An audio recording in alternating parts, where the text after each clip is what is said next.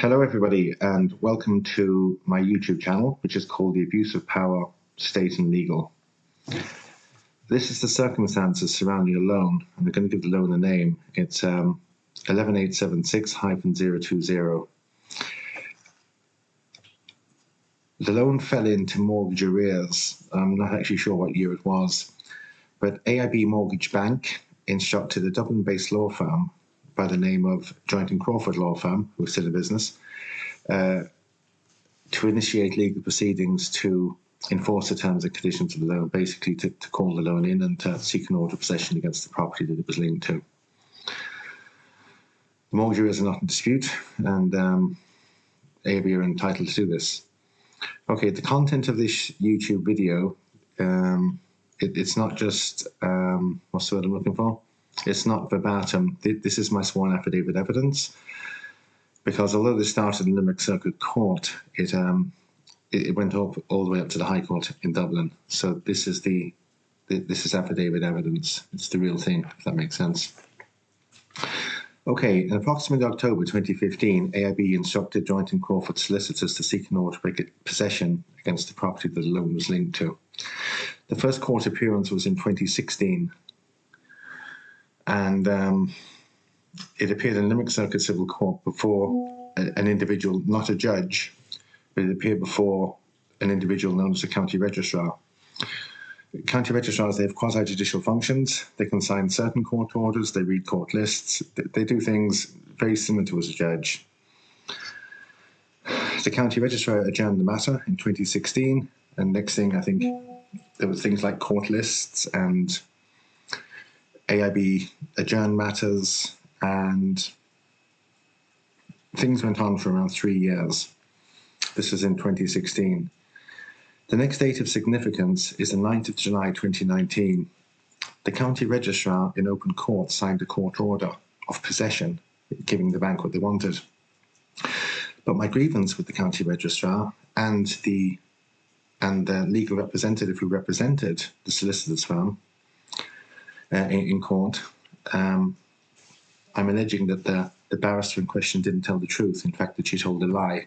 She told a lie for two reasons. She told a lie to influence the court order of possession, and she further lied to influence her fees. And I'm further alleging that the lie was evidence to court standard. But the county registrar made a decision. He made a choice in open court. He basically chose to take no action. So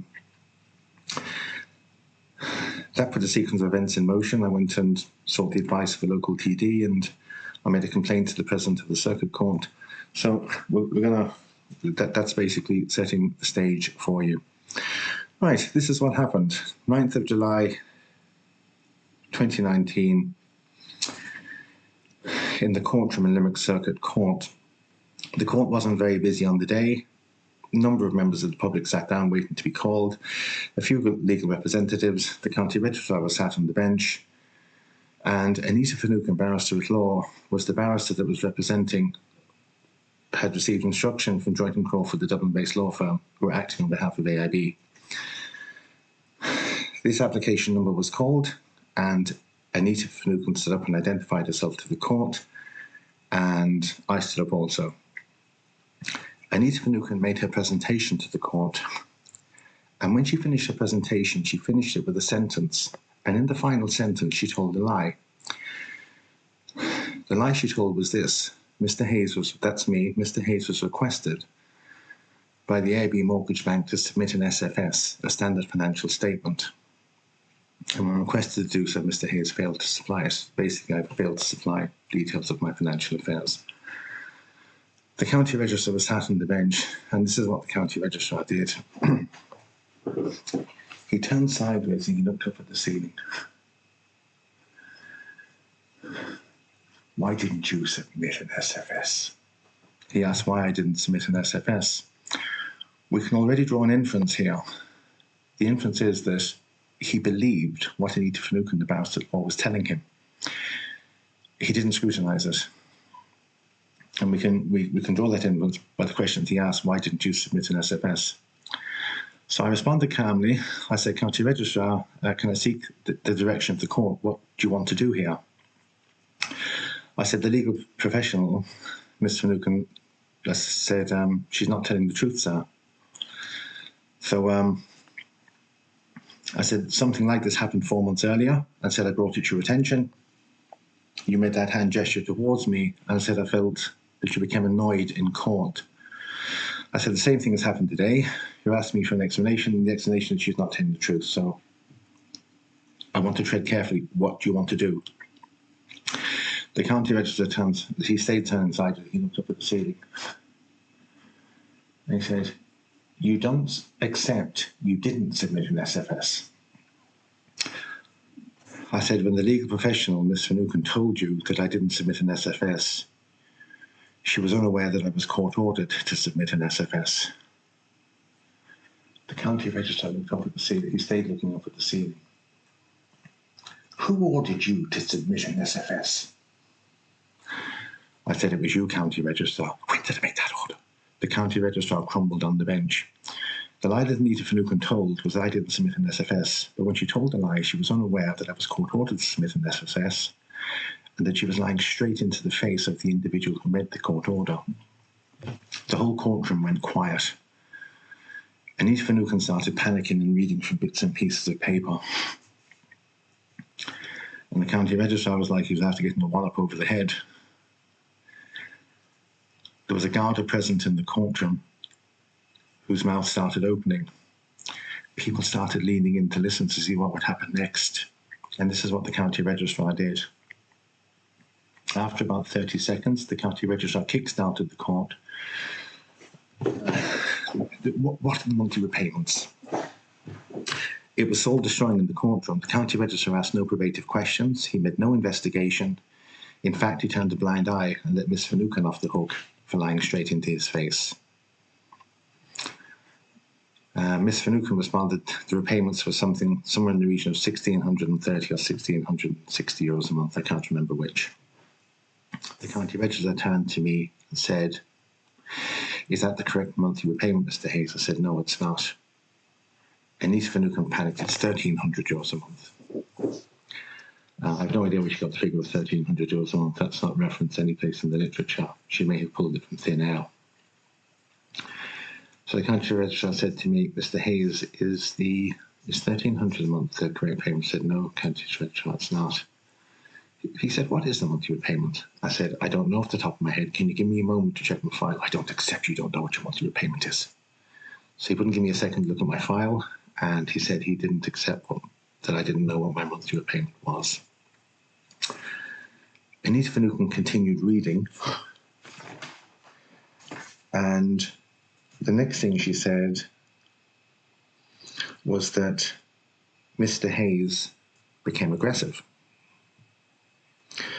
I responded, I said that wasn't true. The next thing she said was that I refused AIB Bank permission to carry out a valuation of the property. The county registrar was sat sideways. He was looking up at the ceiling. He said, why didn't you allow AIB to carry out a valuation? I said, that's not truthful either, county registrar. In this instance, I said, it's not that Miss Finucane is not telling the truth. I said, she's reading a sentence from a sworn affidavit that's been supplied by an AIB employee. I said, that sentence is untruthful. I said, I allowed the bank on multiple occasions permission to carry out a valuation. But what's key here is, we can draw the inferences that Patrick Wallace believed again what he was being told. He said, why didn't you allow a valuation to be carried out? When in fact, I had allowed multiple occasions.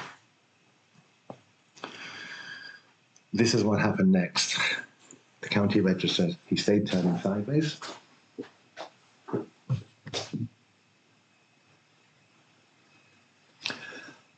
I don't accept you submitted an SFS. I said, county registrar, it was you that ordered me to submit an SFS, and said as part of that order, you ordered me back to courtroom a number of weeks later to ensure my compliance with your order. I said, you checked your handwriting on the documents within my file. You confirmed I had submitted an SFS, and you thanked me for doing so. And you further confirmed was I still making my monthly repayment, which I was. You thanked me for doing so, and you adjourned the matter to July. And I looked through my file, and I said, county registrar, I've got my SFS, my standard financial statement here with me. Would you like to see it? And the county registrar responded, I'm not obliged to look at an SFS. Order of possession granted. Stay of 12 months. Thank you, Mr. Hayes. I turned and walked out of the courtroom, and as I was going out the door, solicitor caught me by the back and said, you can appeal that decision. I said, I'm aware there's an appeals process. The solicitor was very, very good. So I left the courtroom very dejected, and I went and seen one of our publicly elected representatives, a local TD. I wrote out what had happened and I handed it to the TD. The TD looked at it and said, I really don't know what to make of this. Can you leave it with me? I said, okay. The TD returned to me a week later and said that there was an administration support office in Cork, and if you want to make a complaint against the county registrar, they'll advise you where to send the complaint. So I contacted the administration support office in Cork. They didn't know what to do either. They said, could I leave it with them? And they returned to me about a week later. And what they stated was, because this happened at the Circuit Court, the recently appointed President of the Circuit Court, Ms. Patricia Ryan, was the authority that I should direct a complaint to. I said, well, I contact Ms. Patricia Ryan and see if she's willing to accept a complaint. And they said, no, there's no need. Just send it off, because we got this information from the court service. So I typed out my complaint that allegedly Patrick Wallace was lied to by an officer of the court, Anita Finucane. The lie was evidence to court standard, and that the county registrar turned a blind eye and may not have told the truth himself on the bench. Patricia Ryan wrote back to me.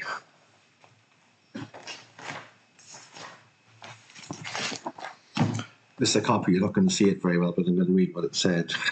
Patricia Ryan wrote back, and this is her response.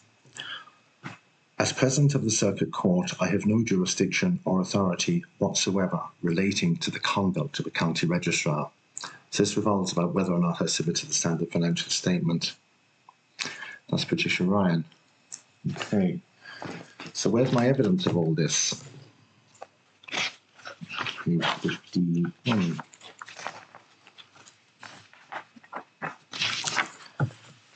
Fortunately for me, this is Joint and Crawford Law Firm. When the county registrar instructed me to file an SFS, Joint and Crawford Law Firm documented his court order, and I'll read it out to you. In order to allow you to submit a standard financial statement as ordered by the county registrar. So now with the county registrar in court saying he didn't accept I submitted an SFS, but now we've got Joint and Crawford Law Firm for AIB documenting his court order. The next page is AIB Arrears Support Unit. AIB Arrears Support Unit documented my compliance with the court order. I'll read out the sentence to you that has relevance. The Arrears Support Unit acknowledges receipt of your standard financial statement SFS. So that proves that I followed the order of the county registrar. On the next page, Joint and Crawford further documented that I complied with the order of the county registrar. In circumstances where we confirmed that the matter was adjourned until the 1st of July, in circumstances where you have now submitted your standard financial statement for assessment. So Joint and Crawford documented the order of the county registrar, AIB documented receipt of my SFS, and Joint and Crawford further documented receipt of my SFS. So where does this leave us? Okay. This is 61. Now, the next issue, that's evidence to court standard. What it doesn't evidence is that Anita Finucane said in open court that I failed to submit an SFS. It's not documenting the county registrar's response, why didn't you submit an SFS?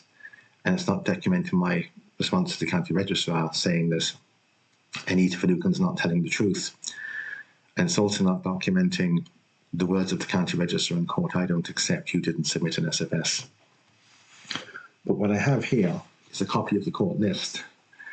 And on that court list, whatever number I am, the next 7 members of the court list after me were in court. So that's providing 7 witnesses. Those witnesses would not be, it's likely they're from different geographical locations, and it's further likely they're not known to each other. Now, with the passage of time, it's likely that not all of them will remember what was said in court, but it's also highly likely that a large percentage of them will remember what was said in court, and nobody will refute what I was saying. So the next piece.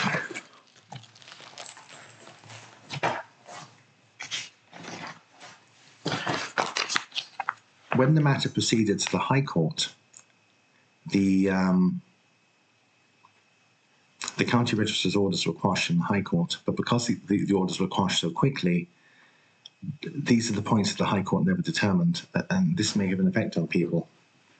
The High Court was asked to determine, did Anita Finucane, barrister at law, representing Joint and Crawford solicitors and appearing on behalf of AIB Mortgage Bank, was she purposefully untruthful in representation she made in Limerick Circuit Civil Court on 9th of July 2019 before the county registrar, with the intent of influencing an order of possession and her fees in this matter? The High Court was further asked to determine whether the untruthfulness of Anita Finucane was evidence to the appropriate standard. The High Court was further asked to determine whether the county registrar Patrick Wallace turned a blind eye to the untruthfulness of Anita Finucane, barrister at law, to the detriment of the defendant, and chose not to investigate what he was being told. The High Court was further asked to determine did the county registrar Patrick Wallace, did he tell the truth on the bench when he said, "I don't accept you filed an SFS," when in fact it was Patrick Wallace who court ordered the defendant to file an SFS, and he was reminded of his court order and compliance by the defendant of the same.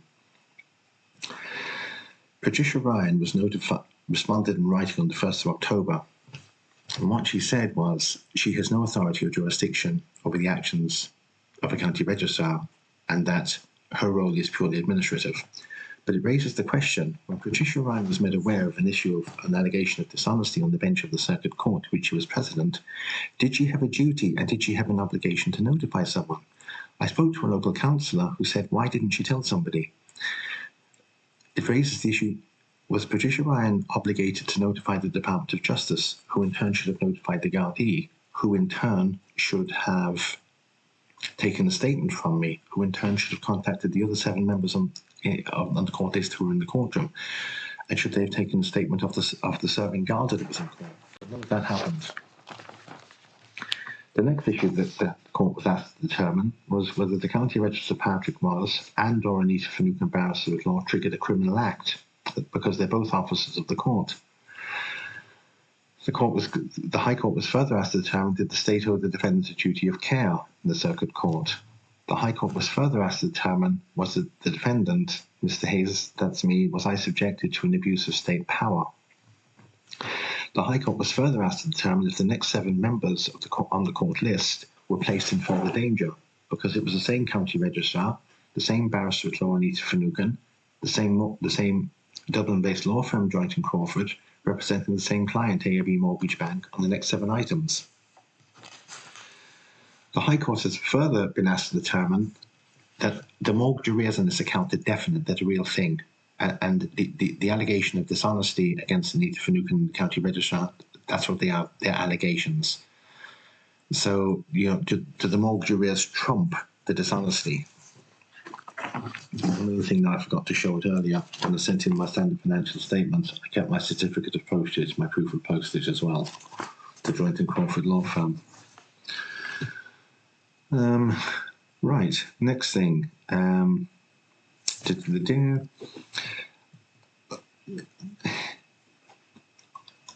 not attacking County Registrar Patrick Wallace, and I'm not attacking Anita Finucane, I'm not attacking Patricia Ryan. I'm detailing the circumstances that surrounded everything.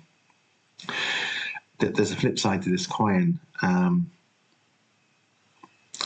was driving along on Collins Street in Limerick one day, and the radio channel was playing, and they were discussing the possession hearings down at Limerick Circuit Civil Court. And the interviewee made a remark about Pat Wallace. He said, Pat Wallace is doing a great job down there. He's doing everything he can to keep people in their houses. So I also want to give him a bit of credit, because I've seen legal representatives looking for orders of possession and he didn't grant them, and he adjourned matters, and he was maybe giving people a chance to maybe get themselves sorted in some instances. So it should be also recognised that Patrick Wallace did some good things. But in this particular instance, he was lied to in open court to my detriment. The lie was evidence to court standard, and it's also questioned whether or not he told the truth himself while sitting on the bench. And the further difficulty that creates is that the county registrar had access to Limerick Court Office when no one else was around. He'd access to my file, he'd access to the documents in my file, and he'd access to other people's files. This was my sworn evidence to the High Court. It's important that people, have the option to respond. Anita Finucane made a choice. She chose not to respond. She made a choice not to file a replying to affidavit. Anita Finucane didn't refute one letter, of one word, of one sentence, of one paragraph, of one piece of text, nothing. She filed no replying to affidavit, and she's not disagreeing with anything that I said. Not at this stage, but at a later stage on appeal to the Circuit Court, I later complained Anita Finucane to the Legal Services Regulatory Authority. That's the authority that investigates complaints against barristers and solicitors. And Anita Finucane responded and said that Des Hayes, that's me, that I have a history of accusing her, the county registrar, and AIB employees of dishonesty. It's the first time she's ever been accused of anything in a professional career. I responded to a Legal Services Regulatory Authority and I said Anita was 100% correct. I do have a history of accusing her, but with very good reason. And Anita Finucane chose not to reply to that response. But that wasn't an affidavit. She replied in writing, which was outside of affidavit. I think that's pretty much that's my first YouTube video. That's what's happened. So where does this leave us? I'm going to finish up here. I appealed this decision, and I appealed this decision to the judge of the Circuit Court, and that will be dealt with in the next episode. And what happens is, in the next episode, things take a very sinister turn. Anita Finucane, barrister at law, appears again, and as I say, things take a sinister turn. So, who's this YouTube video aimed at? I'm going to share it with some of our locally democratically elected councillors and TDs, just to let them know what's happening in the courthouse. I'm also going to share it up on YouTube. And, members of the public, who have been dealing with mortgage arrears, you may be able to take something from this. So anyone that's has an interest in this, if you want to hit the like button, we'd appreciate it. And if you hit the subscribe button, you'll get a pop-up on your mobile device when the next YouTube video number 2 episode, this is episode 1. In episode 2, when the appeal is dealt with, you'll get a little pop-up on that if you hit the subscribe button. Thanks for tuning in. Oh, very important here, I'm a lay person. I'm not a legal professional, and I'm not giving anybody legal advice. This affidavit was described in the High Court as being a running commentary. So I'm not a legal professional, not giving anyone legal advice, but, people may get a bit of knowledge from this. And I think I've covered pretty much everything that I wanted to cover. Not a legal professional. That's really it. And thank you very much for listening. And the video has gone for, it's gone for nearly 23 or 4 minutes. So it's a little bit long, but there's quite a bit of content there.